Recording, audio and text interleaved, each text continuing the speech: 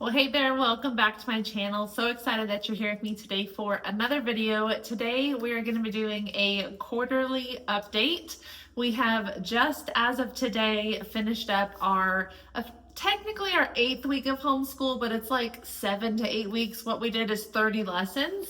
And we are going to just kind of talk about what this first 8 weeks has looked like, how things have been going, some wins, some struggles, some changes that we might be making, things like that. So I have some notes over here. I also have some stuff here on the table to just kind of walk you guys through some of it. But the first thing I really wanted to talk about was how the last 7 to 8 weeks have went. I think that's the most important part of a quarterly review, right? So the first 7 to 8 weeks, like I said, we did 30 lessons. We started the 15th of September. And today is November 4th when I'm recording this. So it kind of worked out perfectly where we're going on vacation on Thursday on the 6th. And so it worked out really well within the Good and the Beautiful curriculum, which is what we use most of.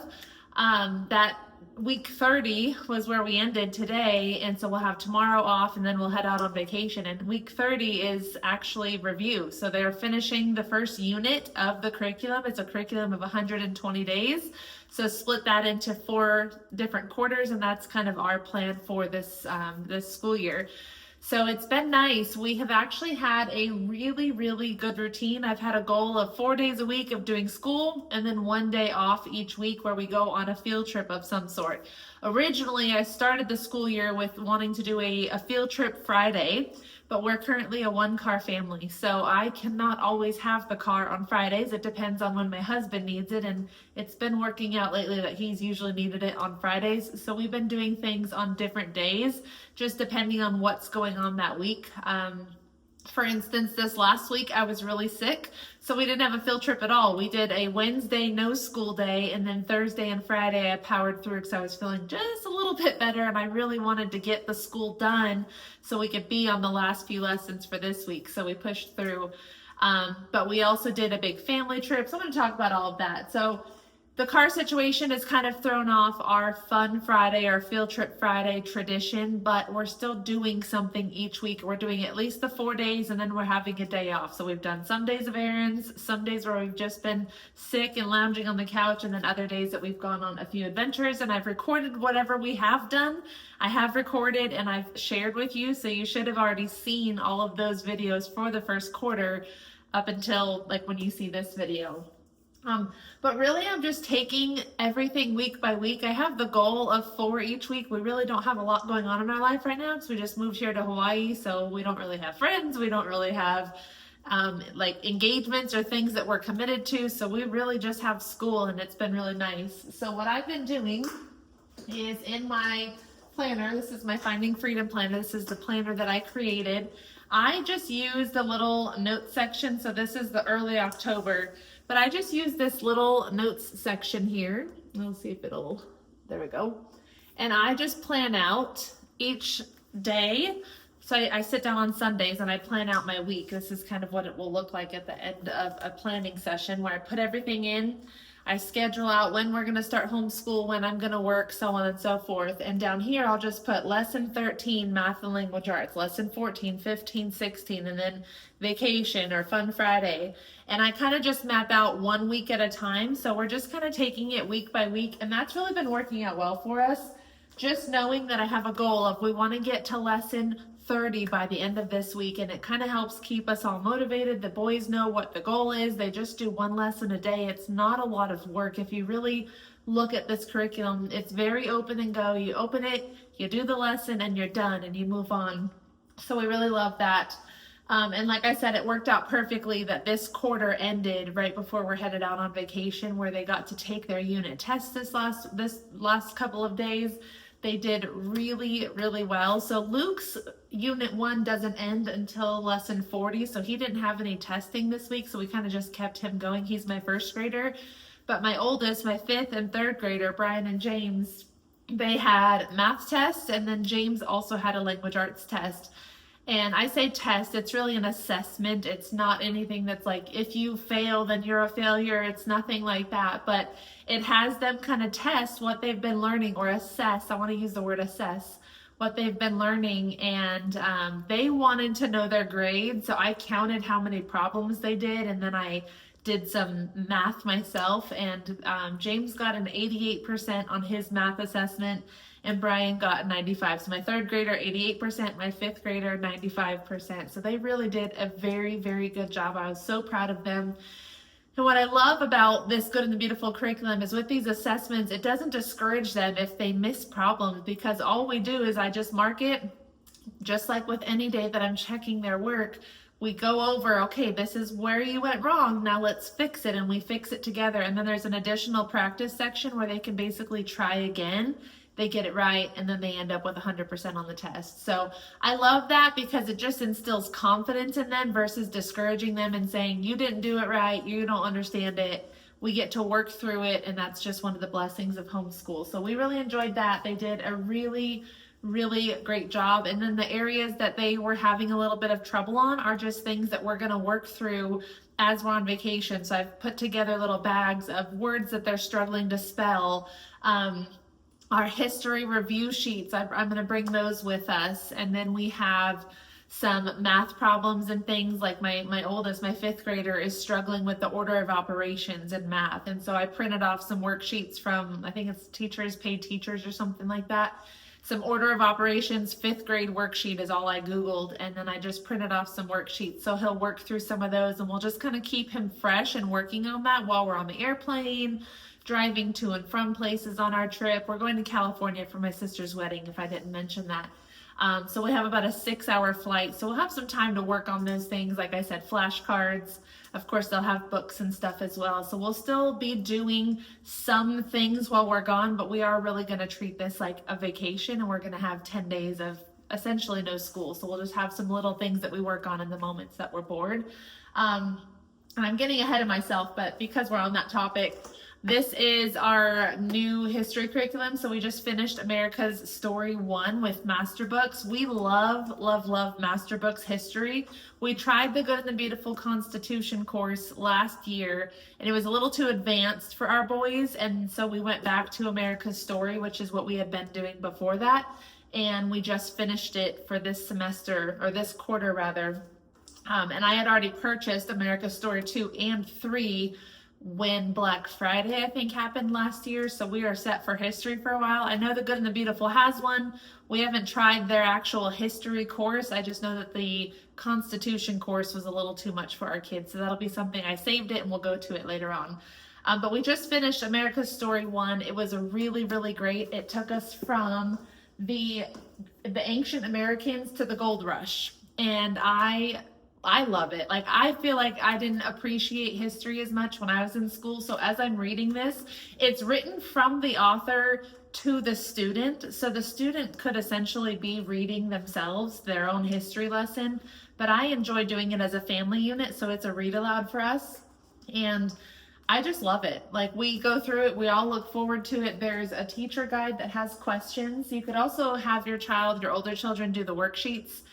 We just use the worksheets as discussion questions, and we just sit and discuss it together. So we finished that one. And the reason I brought this up at this point in the video is because my grandfather, my step-grandpa, is a huge Civil War buff. Like, he knows a lot about the Civil War. He loves to study it and read about it. And so my husband was like, why don't we bring the new book while we're in California, and for the 10 days we're there, he can do some history with the boys, and he would probably get a kick out of that. It'd be some good quality time. So we are going to bring our history with us while we're in California, because it's going to be really good quality time for grandpa to get with, or for great grandpa, really. He's my grandpa, so great grandpa to get with the boys. So we're really excited about that. I think he's going to be really surprised. He's going to love that. So I will hopefully get some clips of that. I'm going to be filming a California travel vlog for you guys, so you'll be able to see some of the clips. So look for those, some sweet moments, just special memories that my boys will get to have. So I'm excited about that. So that's one of our wins that I was going to get into with the highlights, which is what we're going to talk about next. is kind of the highlights of the quarter. So one of them was we finished our history curriculum, and now we're moving into this one. So that one took us about a year and a half because we're a year and so 5 quarters essentially, because we switched and did the Constitution and then switched back. So we've been in America's Story 1 for a while, but we really loved it, and we have a good flow now with history, so we're gonna probably fly right through this one, especially with us doing it on vacation. So very excited about that. Like I said, we just used the teacher guide. It has little projects and things, and so we'll sometimes do some of the projects, but for the most part, I just ask the questions and we just have a great discussion on those questions. My first grader really doesn't get a whole lot out of it. He does listen and he remembers some things, but he's very young still for this curriculum, so I'll end up going through it with him again, I'm sure, but he's being exposed to it now. My 3rd grader is grasping some of it, and my 5th grader is just all about it. He loves history, so very excited. Love the Master Books History America's Story series, so we're going to continue that. So that was our first highlight, was finishing that curriculum, getting to start the next one. The next thing is we really have found a really good homeschool routine. So I started off the homeschool year with an idea of how our day-to-day was going to look like. Moving here to Hawaii, we have a lot less going on. If you've been around, if you've been following my channel for at least a year or two, you saw that when we lived in Georgia, I was working part-time at our church, I was running my business from home, and I was homeschooling, so I was a lot busier there. We also had family that was close by, so we were always with family and doing things, and I was in a very, very, very busy season of ministry, and it was a lot of moving pieces to get homeschool in. And so we had a very strict routine, a very strict way that we had to go about our days to make sure that we got things done. Last year, we were also doing 2 years of math for both of my boys in the same year. And my now 3rd grader, he was also doing another language arts. So they were just swamped with extra work because we had a whole mishap with our curriculum from the prior year, and you'll be able to hear about all that in my other videos. I talked about that in the curriculum review videos from last year. So last year was just a very busy homeschool year. I was very distracted. I was still very intentional. That is something I will always say, is I am very focused on homeschool. It is my #1 priority. However, when you're really busy, it's very hard to focus as much attention on homeschool as I personally want to. And so since we have been here, we came here, we have nothing going on. I don't have any friends, which is one of my challenges I'm going to share in this video at the end. My boys don't really have any, we're not doing extracurricular activities. We're not doing any sports while we're here, just because we got here in between sports seasons, and then the cutoffs for the sports they wanted to play already happened. And so we just are not doing sports. And so our life is just like a complete 180. We went from being so busy every day, running on fumes most of the time, to now we have all the time in the world. And I'm like, what do we do with all this time? So I had this ideal schedule. We started out the year and it just really wasn't working. I think I was trying to bring the busyness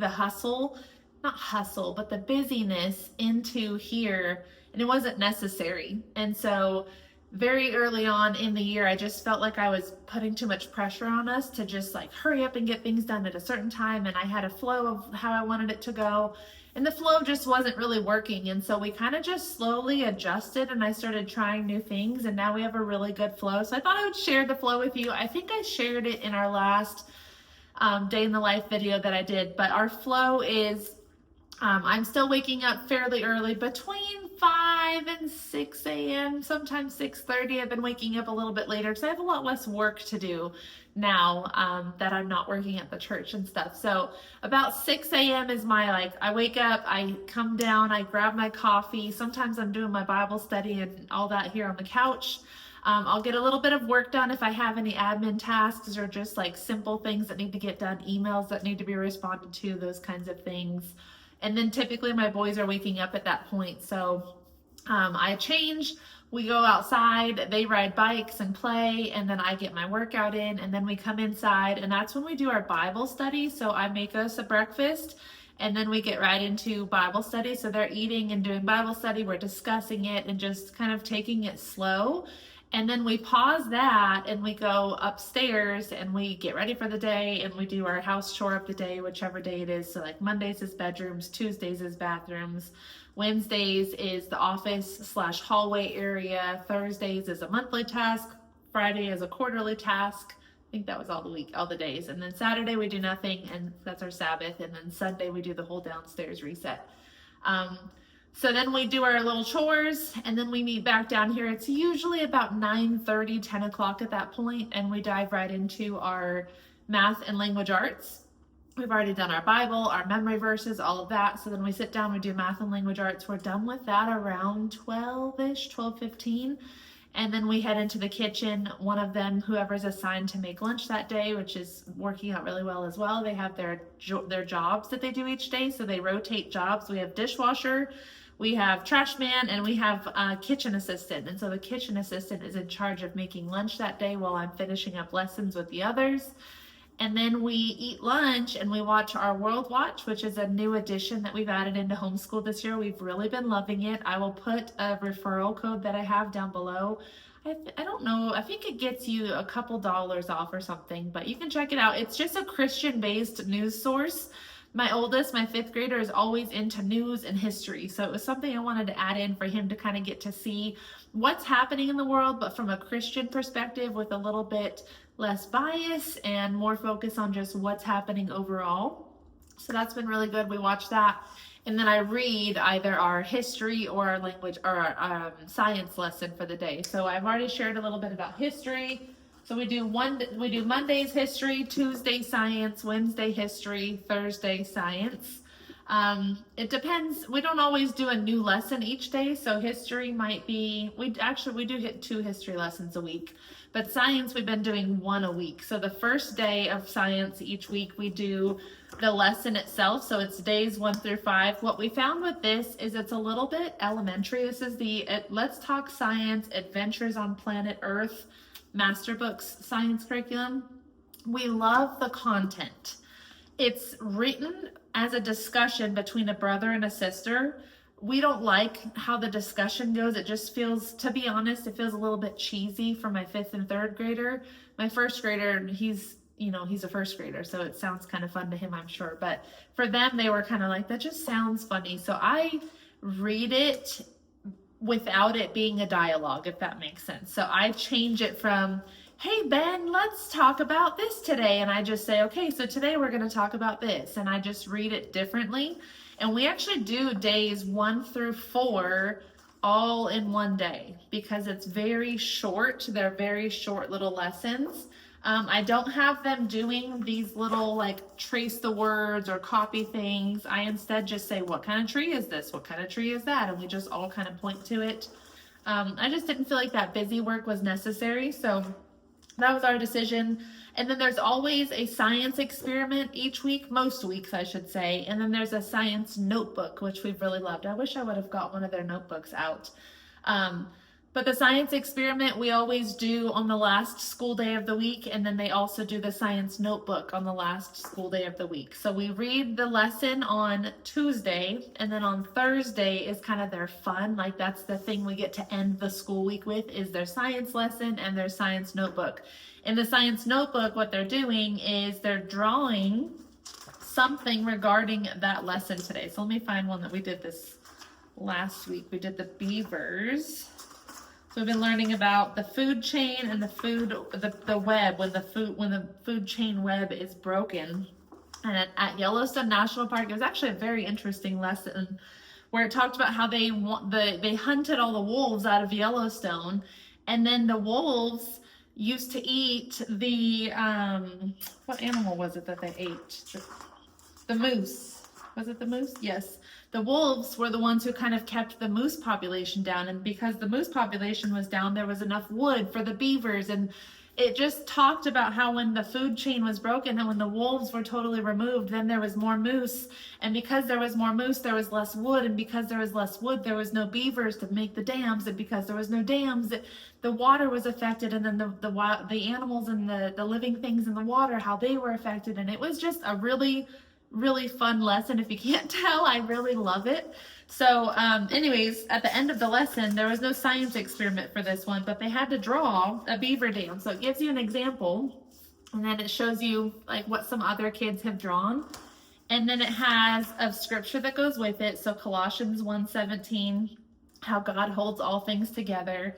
And then it has a little statement. So beaver dams create an important habitat. So that was the whole point of the lesson, was like everything kind of fell apart, and this is why beaver dams are important in it. That was their lesson. So they draw in their science notebook a little picture that looks kind of like one of those, and they write those things, and then they're done. So when they want to do the drawing, if they don't really know how to draw a beaver, we have discovered something called direct to draw, which we knew about back in Georgia, but we didn't really use a whole lot. But direct to draw, you can search like how to draw a beaver direct to draw on YouTube, and then it will come up and the guy will show you step by step how to draw a beaver. So we'll finish lunch, and then the boys will sit down in the living room with all their art supplies, and they'll draw some incredible pictures. It looks like a real beaver or a real wolf. Like, they've just done some really cool stuff. So they've been loving that. And then from there, they just want to continue. They're like, we want to draw this now, and we want to draw that. So they did some transformers, some gorillas. Like, they've done some really cool pictures. So it's instilled some joy in art for them, which I've loved getting to watch them enjoy this year. So that was really fun. So we've been loving the science. That's kind of how we've been making things work. I think I got on that topic because we're talking about the schedule. And then our day's done. So then we finish our science or our history with lunch. We clean up from lunch, and then they typically will go play. They go play outside. They go ride bikes. The public school kids are not usually home at that point, but yeah, they just kind of go, and then I have the house to myself, which is kind of weird, and we'll get to that at the struggles part of the video. Some other things that have been going really well. I've been having my phone on Do Not Disturb during school time. This is something I actually started implementing last year, when my phone was always buzzing because I was always just being bombarded with people that needed me, which was not a bad thing necessarily, but I was also focused on homeschool. So I started putting my phone on Do Not Disturb, and I usually put it away up here on the little table here while we're homeschooling. This is our homeschool room if you haven't seen it yet. This is just our kitchen table.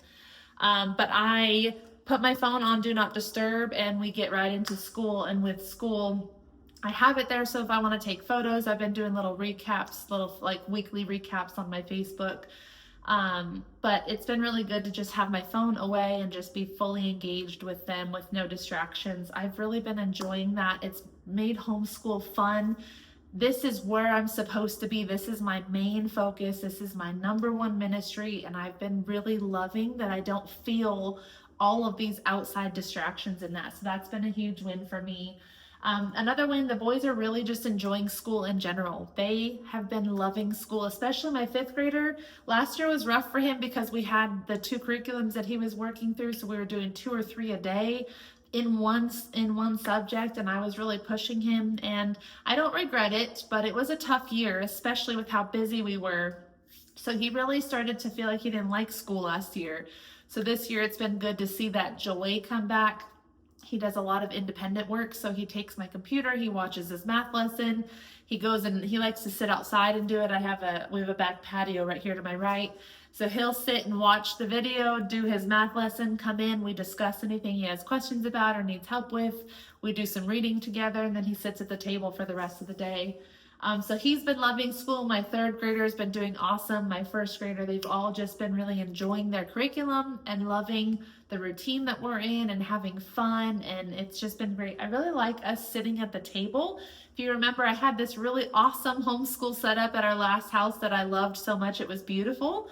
But I like that we're all sitting at the table facing each other. My step count is a lot lower now that we live in this house because I'm sitting all day versus going back and forth at the school desk. But it's been nice just having like good around the table school time. So I've really enjoyed that. I already talked about how we finished America's Story History. Some other things that we finished. So with the 3rd grade curriculum, my son and I were reading Timothy on the 10th Floor. Such a good book. We really enjoyed this one. What we were doing was after we finished lunch, we would go outside and we would sit and read on the front porch. So I was reading this book with my 3rd grader and then this one with my 5th grader. Now I didn't have to read with my 5th grader, but he just wanted the quality time. So I ended up having 2 different books I was reading, plus the books that I read on my own. And then naturally my 1st grader was like, well, I want to read with you too, Mom. So then he goes and picks different books. But they really loved. So Timothy of the 10th Floor was such a sweet story. Highly recommend just getting it from The Good and the Beautiful if you're just looking for a fun book to read. It was parent reads 1 page, the student reads 1 page. So I really loved that. It correlated with the lesson we were on, with what words he was learning that week and the different spelling rules and things like that. So I love how it kind of took the lesson and what he was learning in grammar and all of those things and brought it into the story, so it made it more fun for him. My 3rd grader specifically is very hands-on. He needs to see it and feel it to understand it. So when he sees the word in a sentence, he understands, oh, okay, quiz is QU, that's just what it is. But if I'm just showing him the one word quiz, he doesn't get it. So it was just really great to go through this. It gave us some really good quality time. Sitting out on the front porch is our new favorite thing, sitting to read, warm sun hitting us, like just, it was awesome. So that was one of my favorite parts of the homeschool year so far. And then I would read that with my 3rd grader. Then my 5th grader would grab his book, Chico of the Andes. This was also a really great story. It was a little bit slow at first, but it picked up at the end, and it was a little bit predictable at the end. We both predicted what was going to happen, but super sweet story. So we loved that one as well. And then my 1st grader, so he is a great reader. My 1st grader is so smart. I know that he's the last kid, so I think he's just learned so much from his brothers already, from just being the youngest and trying to keep up. He is so smart. So he's flown through these books, so he's read these on his own. There's also 2 green ones that are, I think they're in his room still. But he goes and he reads these books, and then when it's time for him and I to read, he just picks a book off of our library bookshelf. So been reading a lot with him as well, which has been really fun. And then we finished, we didn't finish. Well, yeah, we did. We finished our Bible study. We did a not consumed Bible study for this quarter, and we did the one called Don't Blow Up, Seeking God's Way Instead of Anger. I go back and forth a lot on Bible studies, because I love to just read God's word to my kids. I think that there is so much power in just getting in the word and reading it. However, anger has been a little bit of a struggle, raising 3 boys with a lot of testosterone. So this was something I picked up, and I'm really glad I did.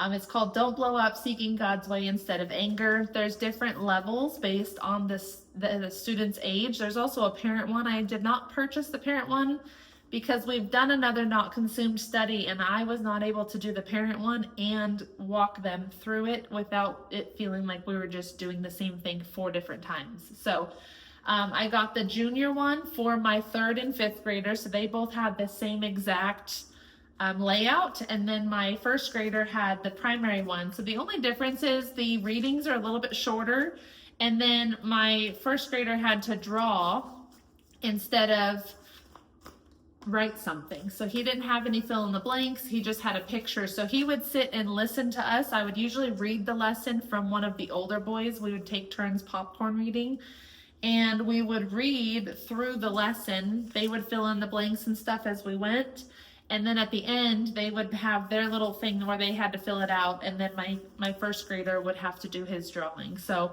it was really fun to get to go through it. Lots of really great conversation starters, and we will be referring back to this. I referred to this yesterday in the punishment, actually. We'll be referring back to this study a lot. So I'm actually keeping these in their school boxes so that anytime we are struggling with anger, we can open one up and say, hey, let's get into one of those days and refresh ourselves on how to deal with anger, myself included. So highly, highly recommend if you have children who are struggling with anger. This is a really great study. We also do just read God's word at the end of the day. Every night, my husband and I are reading the Bible with our boys. So they are getting God's word straight from his word, verse by verse, versus kind of a topical study. So that's a huge passion of mine. 2 other things we're doing, the Case for Faith for Kids, and this is the apologetics, elementary apologetics series with master books. So we've read a few chapters of this. I will be honest, we haven't done a whole lot of this. just because we've had so many other things that we were reading. So we've kind of put this on the back burner, but it is a good read. So whenever we have extra time, we'll pop this one out. And then these are just short little questions and answers that kids have about God and the Bible and different topics. So this one is about dinosaurs and the flood of Noah. The last one was about creation. So these are just fun little things that start some new conversations. So we also do these every so often. It's not really a daily thing, but it's something they enjoy doing. So that was that. I talked about science already. I talked about the boys drawing more. Our chores have been working out really well with their daily job I talked about. The last 2 wins is really, we've had a lot of family time. It's been really good to be in a season where we're just slowing down and just soaking in family time. My husband is in the military, and he was a first sergeant for the last 4 years. And if you don't know, as a first sergeant, he was leading hundreds of soldiers, and so he was always at work. And I don't say that because I'm talking bad about the job at all, but work had to be a priority in that season, and so he was home very little. He also had an hour commute one way, so we didn't see a whole lot of him. And then when we did, it was like we were meeting him at the field, and then we were getting home, getting the boys into bed, giving each other a little bit of love. Hi, how are you? How was your day? Okay, let's go to sleep and start over the next day.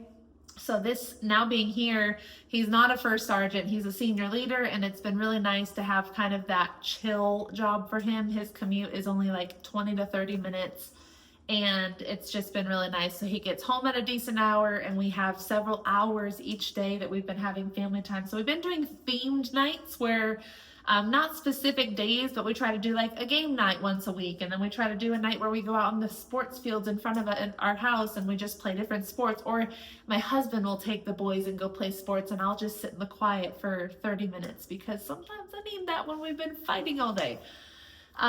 We've also been doing a lot of one-on-one time. We call it 20-20-20. So it's an hour block where we're spending with the boys before bed, but it's 20 minutes with mom, 20 minutes with dad, and 20 minutes getting ready for bed. There's 3 of them, so it kind of works out perfectly. If you have more than 3 kids, that wouldn't work out, but you can make it work however. If we have less time, we do 10-10-10 or 30-30-30. It just depends on the night.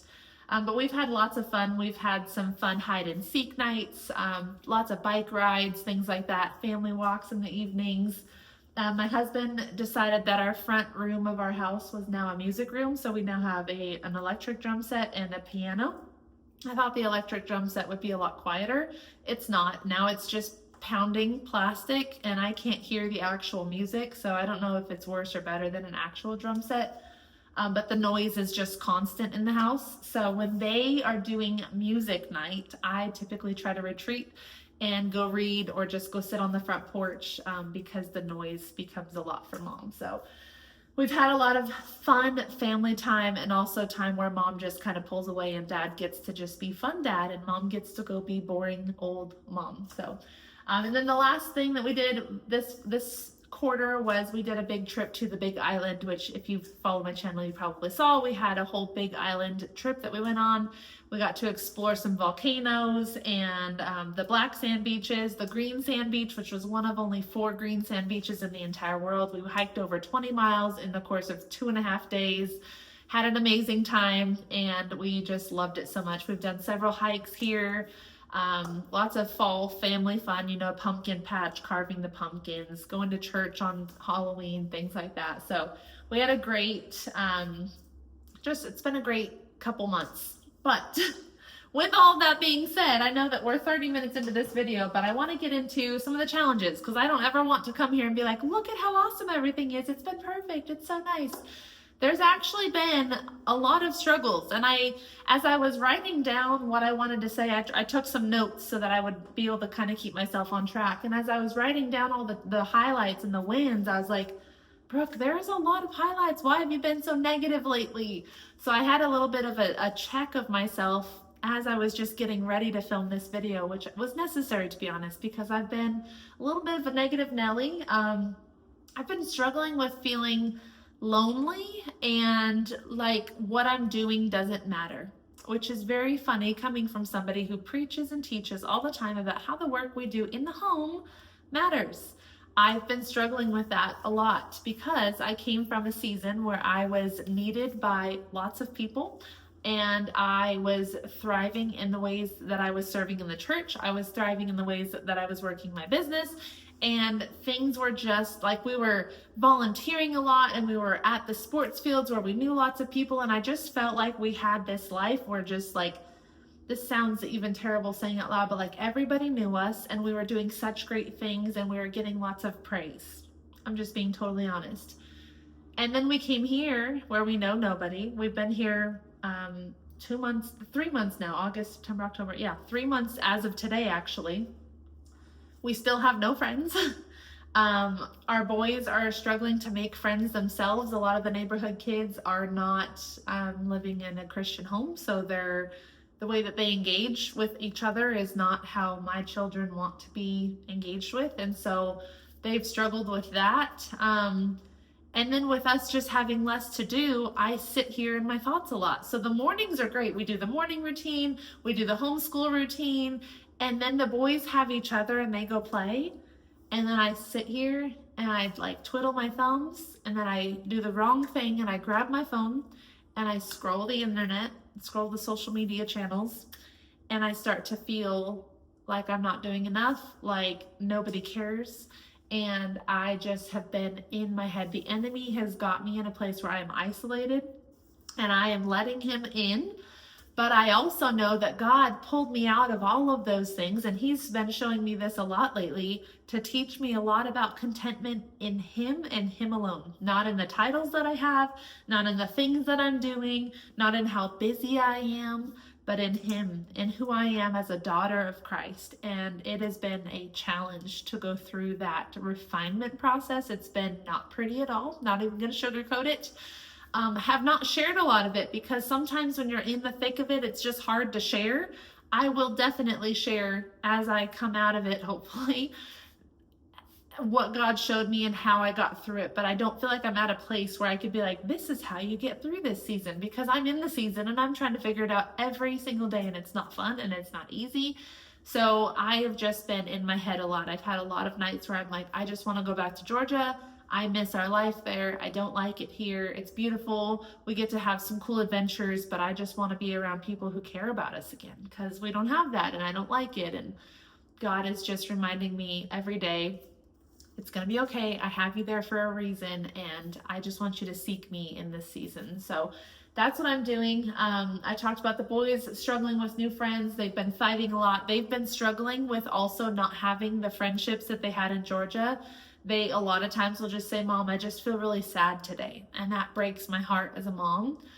So military life is just very different. When you move, you know, my husband and I have been in the military. He's been in the military for 16 years, and we've moved several times.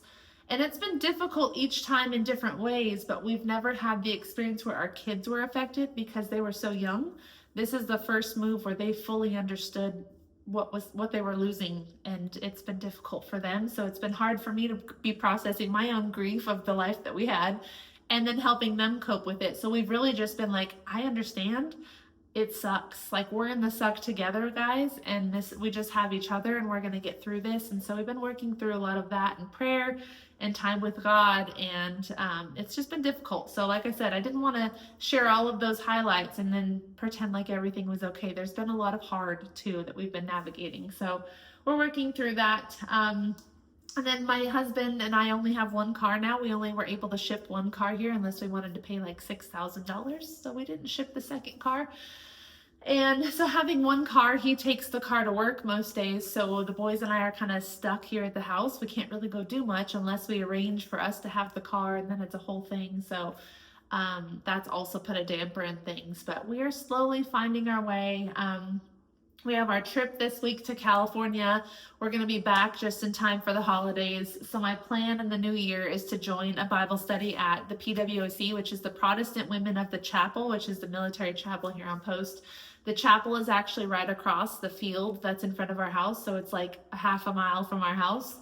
And they meet every Tuesday morning from 8:30 to 11:30, I think it is. And they have like 12 different Bible studies that you can choose from. There's hundreds of women that go to it. And I didn't join it I did join it when we moved here, but I did the Tuesday night study, and the first like month and a half, I didn't make it to any of them because Tim wasn't home in time for me to go. So I just dropped out of that study. But I found out that the Tuesday morning study actually has a homeschool class for the kids to go to, where they actually teach them Bible and history, and so they can go make some homeschool friends and I can go make some mom friends. So I'm really excited to join that in January. So I think that's going to make a world of a difference for us to get to have just some connections. I've also been branching out and putting myself out there in different Facebook groups for homeschooling moms in the area, and just trying to schedule beach days or park days or just outings together with other women. So that's been helping. And then I'm getting more involved in church. So I started serving at the church. We actually have been serving as a family, which has been really sweet. And so we're trying to find our connections there. So we are working through all of that. It's just been a slower process than we wanted. I'm planning a lot of field trips for the next couple of months once we get back from our trip. I have actually in my planner scheduled out a lot of different things that we're going to go see every couple weeks with my husband on the weekends when he's off of work. So I know that things are getting better. It's just been a season of transition, but homeschool itself has been amazing, and I have enjoyed it so much, and I'm just so grateful. And it's just brought me a lot of joy in a season that's been really hard on the military and personal side of things. Having homeschool has been such a blessing for me. So that is our very long Q1 homeschool update. I hope that something I shared encouraged you. I hope that maybe I made you feel a little bit more normal. Maybe I gave you some ideas. I don't know. If I gave you anything, let me know down in the comments below what spoke to you most, what encouraged you, whatever you want to share, how your quarter has been. I would love to hear from you and what your Q1 has looked like if you finished Q1. If you have any questions for me, of course, I'm always an open book. So I hope that this just has been something for you instead of me just chatting for 41 minutes. So thank you so much for watching. I hope that you will give this video a thumbs up, that you will comment down below just something so that you can help to boost this channel. It always helps my channel grow, which I appreciate. And I'll see you very soon for my next video. Bye, guys.